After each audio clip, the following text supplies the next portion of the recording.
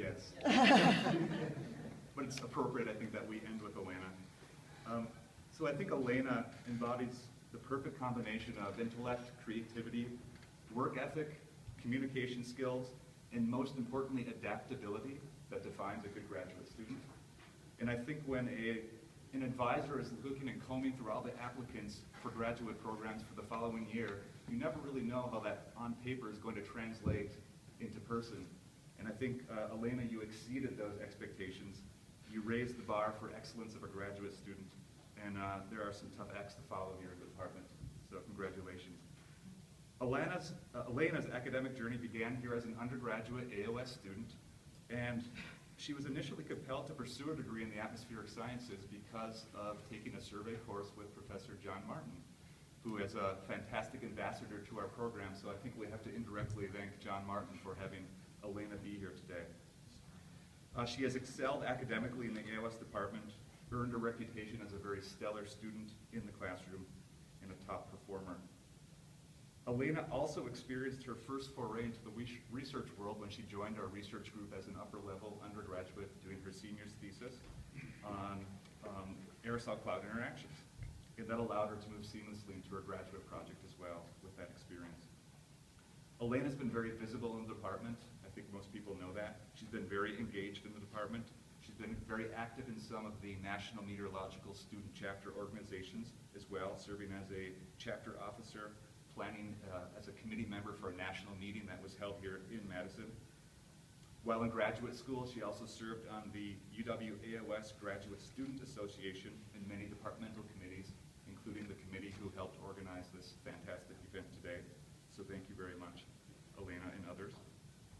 I just want to mention too, despite all the rigors of graduate school with all the excessive commitments you have as a grad student, Elena also made time to teach. She tutored undergraduate students. She was a teaching assistant here in the department. And I encourage and hope that Elena moving forward includes teaching in her future endeavors as much as possible. A couple things about Elena and her research as well. Well, first, like Claire, Elena also deployed to Greenland as part of the Ice Caps project. And she didn't do it on an emergency basis, but she did it on a much longer basis for a couple of months. So one of her precious summers away from the warm weather in Madison was actually spent on an ice sheet.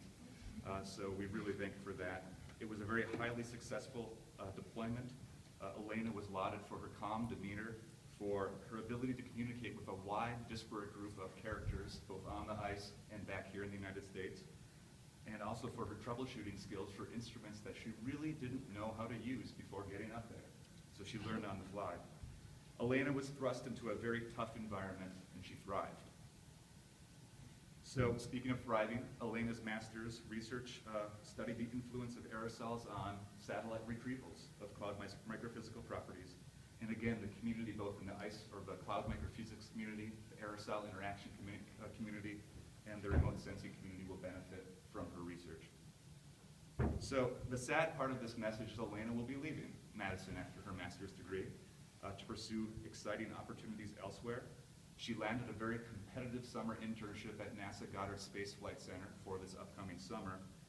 And then she will be adopting a more southern lifestyle, moving to Nashville, Tennessee to Vanderbilt University, where she will pursue a PhD in environmental engineering, and her research will focus on the Ice Caps project that actually Claire just showed you about, and that Elena did a tour of duty in Greenland for. So Elena, congratulations on a well-deserved master's degree, and we wish you best of luck in your future.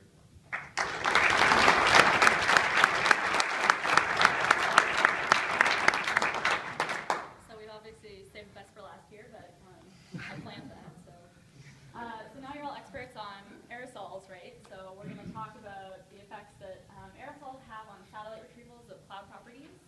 And so like Eric, we're actually focused on the South Atlantic Ocean off the coast of Africa.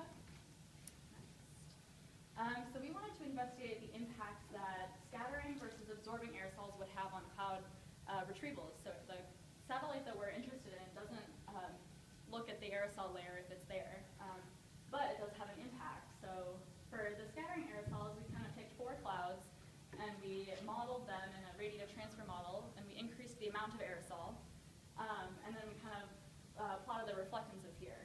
So you can see the scattering aerosols don't have quite as much of an effect as the absorbing aerosols.